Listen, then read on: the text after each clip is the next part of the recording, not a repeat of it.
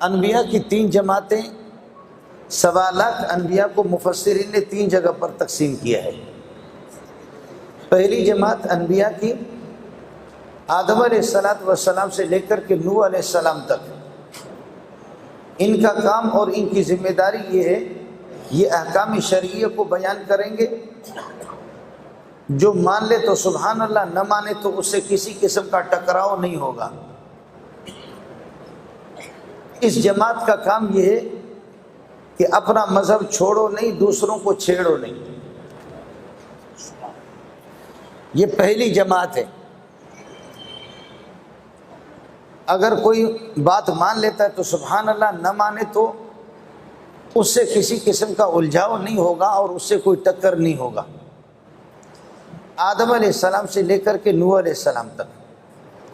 نوح علیہ السلام یہ روتا زیادہ تھا، گریہ وزاری کرتا تھا۔ نام اس کا عبد الغفار ہے۔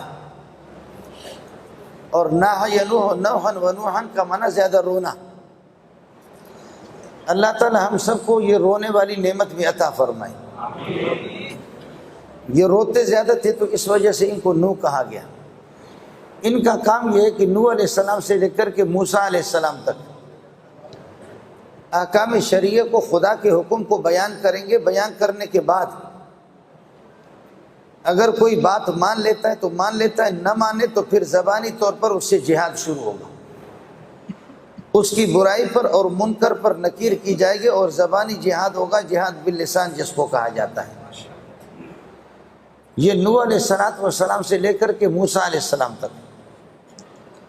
تیسری جماعت موسیٰ علیہ السلام سے لے کر کے پیارے پیغمبر صلی اللہ علیہ وسلم تک۔ ان کا کام یہ ہے کہ حکم خدا کو بیان کریں گے، مسئلہ شریعہ کو بیان کریں گے اور ایمان کی تفصیلات بیان کریں گے اور کفر کی قباحت کو بھی بیان کریں گے۔ اس بیان کرنے کے بعد پھر حکم یہ ہوگا کہ مان لو،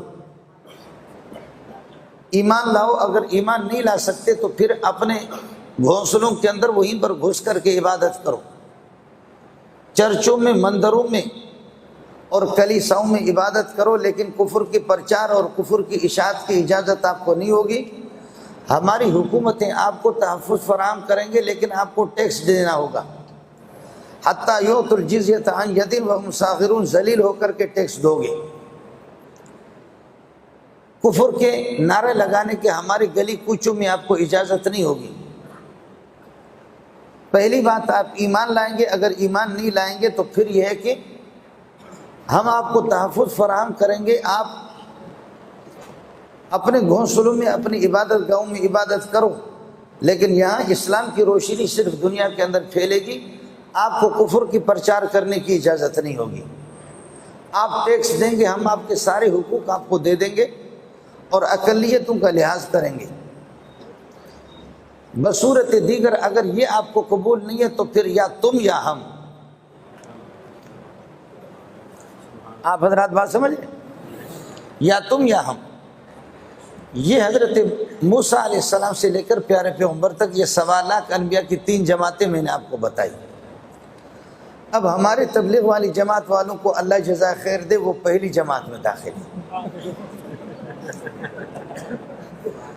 ہمارے تبلیغی جماعت وہ پہلی جماعت میں کہ اپنا مذہب چھوڑو نہیں، دوسروں کو چھیڑو نہیں، بس ٹھیک ہے۔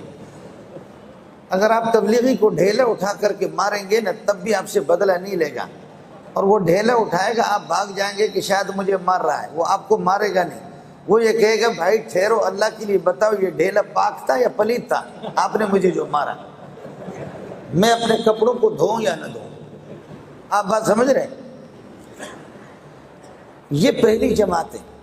اور دوسری جماعت جو کہ جہاد باللسان کریں گے، باقی جہاد بالسنان، تلوار اور تیر نہیں اٹھائیں گے، یہ جمعیت علماء اسلام والے ہیں۔ آپ سمجھ رہے ہیں؟ یہ جمعیت علماء اسلام۔ اور تیسری جماعت یا تم ہم یا ہم، وہ ملا عمر ہے۔